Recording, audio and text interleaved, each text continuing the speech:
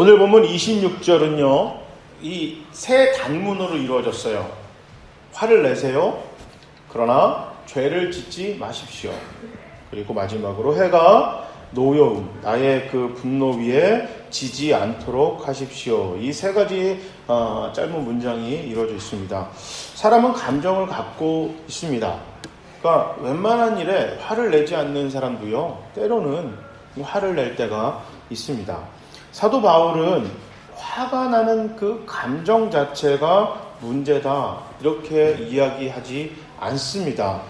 이제 그 화내는 감정이 문제가 아니라 그런 그 분노하는 감정을 조절하는 훈련을 하라, 오늘 이렇게 교훈하고 있습니다. 화를 내더라도 죄를 짓지 마라, 여기에 그 의미를 담고 있습니다. 감정하고 의지가 부딪히면 감정이 이깁니다. 적지 않게 나는 의지가 강해서 감정과 의지가 부딪힐 때 나는 의지가 이긴다 라고 착각하는 경우가 있는데, 특별히 기독교인들은요, 그거 믿으시면 안 됩니다. 대부분 감정이 이깁니다. 대부분 감정이 이겨요. 그런데 그 감정 중에서 죄를 짓게 만드는 감정들이 있어요. 오늘 본문에 나왔던 분노, 또 탐욕, 시기, 성욕, 이런 것들은 파괴력이 상당합니다. 보암직도 하고 먹음직도 하고 지혜롭게 할 만큼 탐스러운 그런 욕심의 감정을 건드렸어요, 사탄이.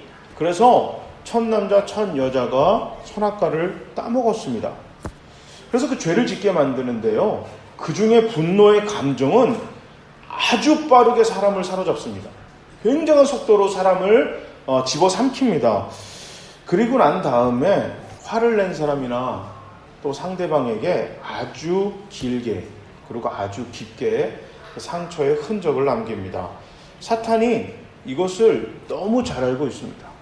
그래서 하나님과의 관계나 우리 사람과의 관계, 그리고 각자 개인, 자신 스스로를 악화시키는 도구로 이 분노, 이 화를 자주 사용합니다. 오늘 본문에도 사도 바울은 분노할 수 있다고 얘기합니다. 그런데 문제는 너무 자주 분노하거나 또 극단적인 행동을 동반한 분노가 문제입니다. 화가 날 수 있는데 그렇다고 해서 물건을 부수거나 사람을 때리거나 심한 욕지거리를 하는 것은 스스로를 절제하지 못한 결과입니다. 사람은 배워야 합니다. 누구나 배워야 되거든요. 스스로 이게 깨닫고 좋지 못한 습관을 절제할 수 있다? 없습니다. 그런 사람은 없어요. 무엇이 옳은지, 무엇을 하면 안 되는지 배워야 됩니다. 그리고 성격은 변하지 않습니다. 타고난 성격은 못 변해요. 이게 타고난 성격은 변하지가 않고요. 교육과 훈련을 통해서 내가 절제하거나 안 하거나 또 하기 싫은 걸 하는 겁니다. 성격이 변하지 않습니다. 그러니까 여러분, 타고난 성격이 특별히 다혈질이다, 그런 분들 계시면 여러분 정말 절제하는 그런 분노 조절, 그 훈련을 꼭 해야 합니다. 성경 아무리 많이 읽고 달달달 외워도요, 감정을 조절하는 훈련하지 않으면 분노에 넘어집니다. 그 넘어지는 틈을 타서 사탄이 우리를 쥐고 흔듭니다. 그래서 계속해서 분노에 사로잡히고 그 결과 사탄은 흥에 취해 즐거워하게 됩니다. 사람이 분노를 자주 하게 되면요, 주변에 사람이 없어요. 이게 점점 주변에 사람이 떠나가게 됩니다. 분노는 관계를 깨뜨리고 행복을 빼앗아갑니다. 강도 같기 때문에 이게 자신만 불행해지는 게 아니라 주변에 있는 사람까지도 피폐해지거든요. 이 부모가 자녀에게 분노할 수 있어요. 화를 낼 수는 있는데요, 그 부모가 자녀에게 화를 낼 때 자녀들이 긴장하죠. 안 그러는 친구들도 있겠지만 대부분 긴장해요. 그래서 엄마 아빠가 왜 화를 냈구나, 이거에 대해서 한번 곱씹습니다. 그런데요, 이걸 자주 하거나 화를 자주 내거나 좀 심하게, 이건 좀 너무 한다 할 정도로 극단적으로 좀 화를 내다 보면 어떻게 되냐면 부모에 대한 신뢰를 잃어버립니다. 그러니까 이제 부모가 이야기하는 내용은 사라져버리고 그 분노만 남게 되기 때문에 서로 분노합니다. 그러니까 좋지 못한 결과로 가는 거거든요. 분노는 불과 같아서 다 태워버리고 재만 남습니다. 그래서 구약 성경에서 특히 이런 분노라는 단어를 사용할 때 불이라는 단어와 이게 너무 자주 사용했어요. 그러니까 분노가 불 같다는 겁니다. 여러분 화산지대 가보시는지 모르겠지만 화산이 일어나면 모든 생명체가 다 사라져 버립니다. 그리고 화산이 지금 일어나지 않더라도 그 안에 용암이 들끓고 화산이 이렇게 날듯 말듯 하는 그 지역에 가면 생명체가 없어요. 그러니까 항상 분노가 사로잡힌 사람들은 그 안에 기쁨, 감사, 행복, 다른 누군가의 생명과 풍성한 삶을 이루는 그 성령의 열매가 존재하지 않습니다. 즐거움이, 화목이, 기쁨이 절대 꽃을 피울 수 없습니다. 그러니까 여러분 분노하고 하는 것을 잘 조절할 필요가 있습니다. 그런데 이제 보면 상대방이 분노할 때 나는 가만히 있다가 저 사람이 화를 내니까 나도 같이 화를 내는 경우가 있어요. 이게 심리학 용어로 뭐라고 그러냐면 투사적 동일시라는 표현이거든요. 이게 어디서 잘 표현하냐면 법정에서 경찰들이 왜 그런 경우 많잖아요. 저 사람이 나 때려서 내가 때렸다는 거예요. 저 사람이 화를 내서 내가 화를 냈다는 겁니다. 쌍방간에 같이 화를 내는 경우가 있거든요. 이거는 같다라고 봐요. 이건 뭐냐면 처음에는 저 사람이 분노의 시작의 원인이 있지만 내가 같은 분노를 낼 때 두 사람의 심리 상태나 두 사람의 어떤 행동을 그냥 영상으로 찍어서 그대로 보면 둘이 똑같습니다. 그러니까 왜 그런 거 있잖아요. 처음에 싸움의 시작은 어떻게 되는지 알 것 같아요. 근데 잠깐 화장실 갔다 오니까 둘이 이제 심하게 치고받고 싸기 시작하면요. 그 다음부터는요. 누가 피해자고 누가 가해자인지 이거 확인 못하고 그냥 똑같은 사람끼리 싸우는 경우가 있습니다. 그래서 분노하는 사람을 만났을 때 가장 좋은 건 피하는 거예요. 가장 좋은 건 피하는 겁니다. 같이 분노를 내봐야 여러분 좋을 거 하나도 없어요. 세상이 이 분노에 대해서 의로운 분노, 여러분 의로운 일에 분노하십시오 이런 식으로 포장하는 경우가 있어요. 그래서 분노에 피하거나 악이 강하게 극단적으로 다가올 때 선으로 상대하잖아요. 그럼 바보 같다라고 해요. 멍청해 보입니다. 그리고 졌다라고 해요. 졌다. 그런데 그렇지가 않거든요. 분노를 분노로 부딪힐 때는요. 불이 더 활활 타오르게 됩니다. 더 많은 불길이 일어나서 결국 싸그리 다 타버리고 맙니다. 그래서 불길은 조심해야 돼요. 불이 났을 땐 피하는 게 상책입니다. 그래서 이게 화를 안 내는 것도 중요하지만 또 그것도 있어요. 상대방을 하여금 짜증나지 않게 하는 것도 되게 중요하거든요. 여기 이 자리에 있긴 있는데 예전에 화곡동에 있을 때 제자 중 한 명이 이렇게 해가지고 제가 이렇게 야, 너 왜 그래? 하고 좀 짜증을 내면 저한테 항상 그랬어요. 선생님, 쌤, 그런 걸로 화를 내요. 그런 걸로 화를 내요. 그리고 제가 화를 안 내게 하면 되잖아. 그러니까, 그 화를 안 내게 하면 되지만 그렇다고 화를 내요. 그런 게 있어요. 그리고 화낸 사람도 잘못이고, 화를 내게 한 사람도 잘못이거든요. 그러니까 여러분, 나한테 화를 낸 사람이 다가오면 피하세요. 이게 좋습니다. 그런데 피하지 못하는 사람들이 있어요. 피하면 안 되는 사람들, 불가능한 사람들, 가족들, 또 한 교회 다니는 사람들. 그런데 나의 행동이나 말투나 이런 걸로 상대방이 짜증이 나거나 이게 약간 불편하다라고 느끼면 그 행동을 안 하는 게 좋아요. 안 하면 좋습니다. 근데 그 행동을 자꾸 하다 보면 결국 자꾸 틈이 벌어지거든요. 하나씩 쌓이는 거예요. 별거 아닌 걸로 싸움이 터지거든요. 양말 벗어놓는 거, 옷 이렇게 그대로 그 자리에 벗어놓는 거, 그 다음에 치약 이렇게 짜는 거. 그러니까 별거 아닌 게 계속 쌓이다 보면 언젠가 빵 터지는 거예요. 예전에 제가 미국에 살 때 살던 집에 기숙사에 청년들이 왔었어요. 근데 여자 청년들이 저한테 뭐라 그러냐면 그 남자 혼자 사는 기숙사인 거 티낸다고 결혼하셔도 이러면 안 된다는 거예요. 뭐가 그러니까 변기가 이렇게 올라서 있다는 거예요. 저는 변기 올라가면 안 돼. 그러니까 그 여자들은 불편하잖아요. 한 번 더 내려야 되니까 이게. 근데 저는 형제들 남자들 집에만 살아서 그게 이상한지 하나도 몰랐던 거죠. 하나도 몰랐어요. 그냥 당연히 올리고 그냥 물 내리고 나오는 거거든요. 저희 어머니가 불편한데 그냥 이렇게 넘어간 거예요. 그리고 이제 아내랑 결혼할 때 나름 조심한다고는 하지만 아내도 이렇게 남동생이 있어서 그런가 그거 가지고 모르겠어요. 스트레스 받는지 안 받는지 모르지만 저한테 잔소리는 안 했지만 하려고 노력하거든요. 제가 이렇게 내리고 오려고. 우리 집도 보면 아들내미 둘인데 이렇게 올리고 하고 나면 한 놈도 다시 내리고 나가질 않아요. 그냥 그대로 물 내리고 가면 고마울 정도로 이제 그렇게 하거든요. 별거 아닌 것들인데 그런 것들이 하나씩 싸우다가 갑자기 빵 터지는 겁니다. 그러니까 상대방이 화를 낼 때 피하는 게 좋고요. 싸울 필요 없습니다. 피하는 게 좋고 그 다음에 피하지 못할 상대라면 아까 그랬잖아요. 그 투사적 동일시 한다고 내가 상대방으로 하여금 화를 내게 만드는 행동은 안 하는 게 좋습니다.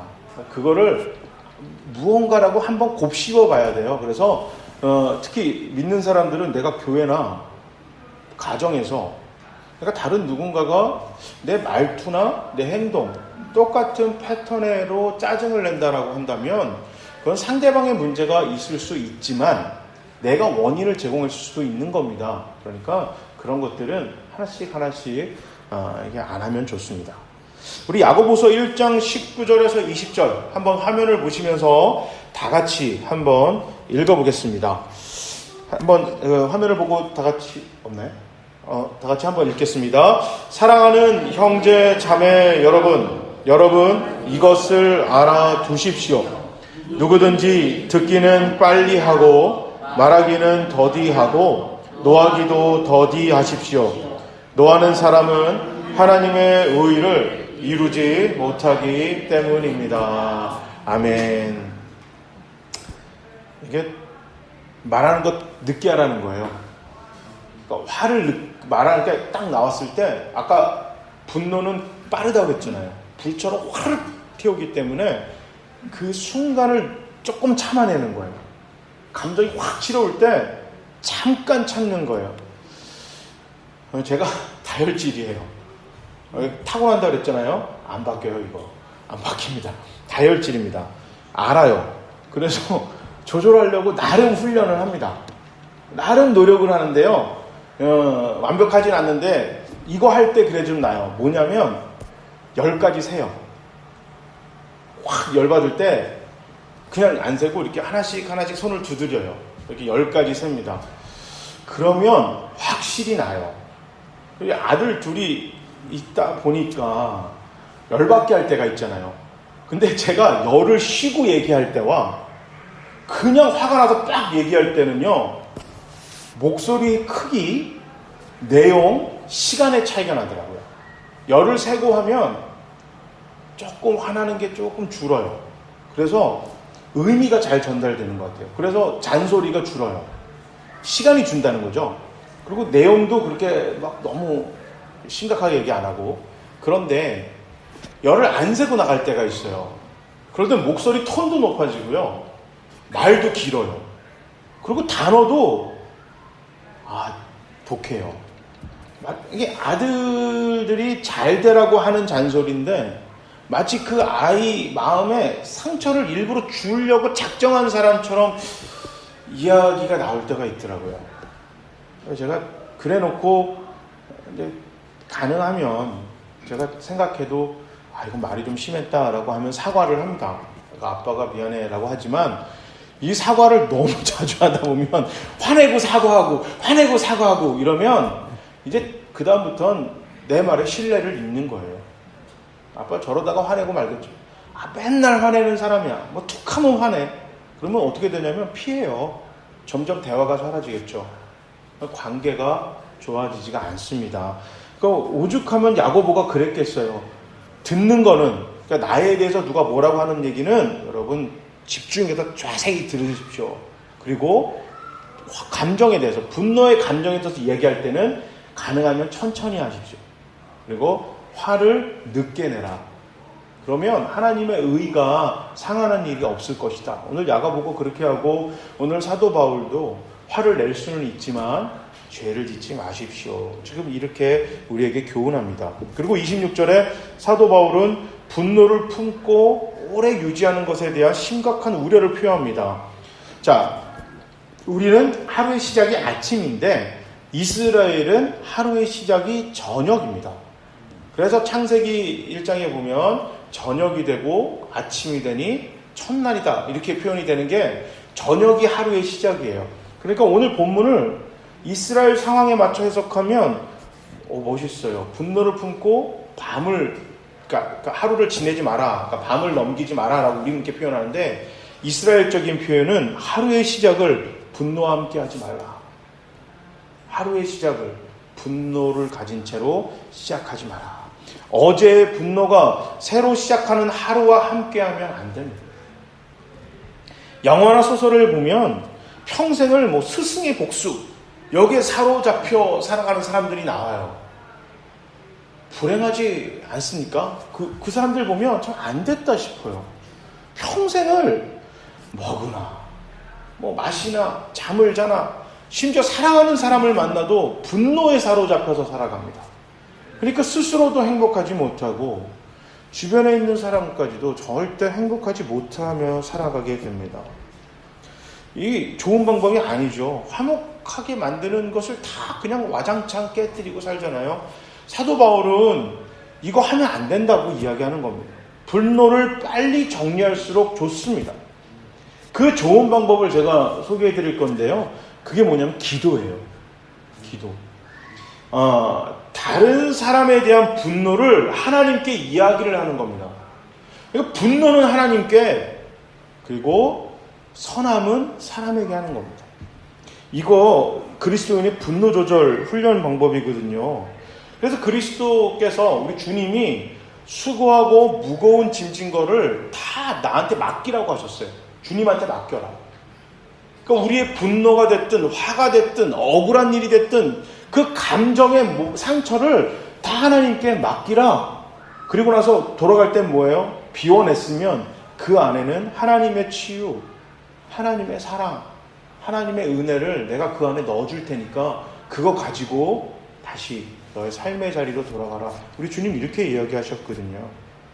그런데 반대로 할 때 선한 것을 주님께 하고 분노를 사람에게 하기 때문에 죄를 짓게 되는 거죠. 분노는 풀어야 돼요.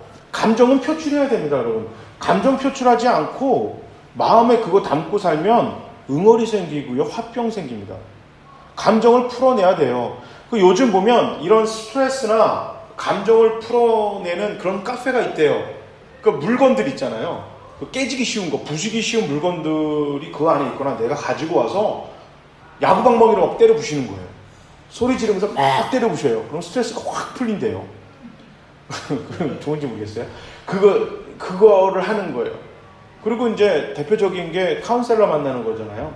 상담하는 사람 만나서 1시간이면 1시간, 30분이면 30분 자기 막 속상한 거 싹 막 얘기하는 거예요. 그럼 마음이 풀어지는 것 같지만 우리가 받는 스트레스라든지 분노라든지 그런 원인은 계속해서 이게 마치 그 연휴 때 이렇게 그 구정이나 추석날 이 톨게이트 지나가는 자동차들처럼 막 기다렸다가 다음 차 들어오듯이 계속해서 우리를 집어삼키려고 오고 있거든요. 그거 가서 때려 부시고 상담한다 해서 여러분 돈만 들어가고 이게 시간만 가고 결국 해결이 안 되는데, 우리에게 하나님이 기도라는 그 분노를 표출해낼 수 있는 그런 방법을 허락해 주셨습니다. 그래서 여러분 하나님께 기도하세요. 솔직하게 기도하세요. 있는 거 그냥 다 표출하세요. 넘기지 마시고. 그래서 열받는 일 있으면 교회를 오셔도 좋고 집에서 기도하셔도 좋고 아니면 걸으면서 기도하세요. 걸으면서 속상한 거 다 하나님 앞에 이야기를 하세요. 그러면 하나님이 우리 마음을 만지십니다. 표출하기 때문에, 우리 스트레스가 하나님 앞에 나오기 때문에 그 스트레스가 나온 거를 하나님이 다 받아가시고 그 분노가 있었던 빈 자리에 하나님의 사랑이 들어오게 됩니다. 미국에 있을 때 한 청년이 예수를 믿었어요. 평생 예수를 안 믿다가 부산 청년인데 그 고기를 굽는, 저녁 늦게까지 고기를 굽는 집에서 아르바이트를 했어요. 그 전에 거기 고기 굽는 사람들 중에 기독교인이 없어서 뭐 만나면 같이 술 먹고 또 남자들끼리 모이면 음담패설하고 그렇게 지내다가 이 친구가 예수를 믿은 거예요. 그러고 나니까 만나서 술도 안 먹고 이게 음담패설도 안 하니까 그 관계가 좀 이렇게 애매모호하게 됐어요. 그 친구들이랑. 그런데 이제 거기 뭐 누가 땜빵을 나거나 중간에 나와야 되는데 안 나오고 막 이럴 경우 이 친구가 힘든데 자기도 공부하면서 이거 하려니까, 그런데도 기독교인이고 그 일하는 사람들 전도하려고 다 그거 메꿔주는 거예요, 자기가. 자, 그러면 좀 칭찬해주고 좋아해줘야 될 텐데 지금까지 자기들이랑 그렇게 놀다가 갑자기 사람이 이상해지니까 일하는 사람들이 안 좋은 얘기를 하는 거예요. 그리고 자꾸 이용해 먹으려고. 속상하잖아요. 화가 엄청나죠. 그러니까 저를 찾아왔어요. 그래서 막 하소연을 하더라고요. 그리고 제가 기도하라고 그랬어요. 기도했는데 안 풀린대요. 그래서 욕을 하라 그랬어요. 하나님한테 욕을 해라. 진짜 쌍욕을 해도 좋으니까 그냥 하나님 앞에 6조 문자를 다 써가면서 욕을 해라. 그리고 깜짝 놀라는 거예요. 목사님 어떻게 해요? 하나님한테 그 쌍욕을 하면서 욕을 합니까? 그래서 제가 그랬거든요. 너가 하나님한테 안 하면 그 욕을 사람한테 한다. 그러니까 이 친구가 순수하잖아요. 처음 예수를 믿었던 친구라 목사님이 하라는 대로 하겠습니다 하고 갔어요.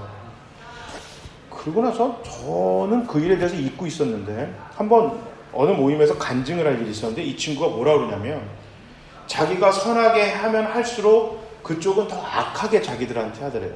대놓고 이용하고 대놓고 거짓말하고 너무 속이 상하고 너무 화가 나더라. 그래서 자기가 복수를 하겠다는 거예요. 너무 놀랐어요. 야, 이거 복수를 하면 안 되지 그랬는데 뭐라고 하냐면 사랑으로 복수하겠다. 악하게 하면 악하게 할수록, 사람을 나를 빡치게 하면 빡치게 할수록 내가 더 사랑하겠다고. 두고 보라고. 내가 더 잘해줄 거라고. 너무 깜짝 놀랐어요. 다혈질이에요. 저만큼 다혈질인 친구예요. 저만큼 다혈질이에요. 몸에 열도 많아가지고 화가 나면요, 그 형한테 얘기를 들으니까 어렸을 때부터 열받는 일이 있으면 이 빤스만 입고 동네를 걸어다녔대요. 이게 열받는 거를 주체를 못해서. 그랬던 친구인데 기도하고 하나님 앞에 자기의 분노를 드러내니까 사람들에게 어떻게 하겠다라는 고백이 나와요? 사랑하겠다라는 고백이 나옵니다. 분노는 사탄의 즐거움이고 우리를 넘어뜨리는 강력한 도구입니다. 분노는 아주 빠르게 급하게 성장합니다. 그리고 점점 더 심각한 죄를 짓게 만듭니다. 관계를 파괴하고 더 나아가 때로는 무고한 생명까지도 앗아갑니다. 관계를 파괴하고, 그래서 이 모든 영적인 우리의 그 영성을 무너뜨리는 분노를 조절하는 훈련을 해야만 합니다. 그래서 우리 기도해야만 합니다. 솔직하게 기도해야 합니다. 꾸며지는 기도가 아니라 나의 감정을, 나의 이 지금 화나는 마음을 있는 그대로 하나님께 이야기해야만 합니다.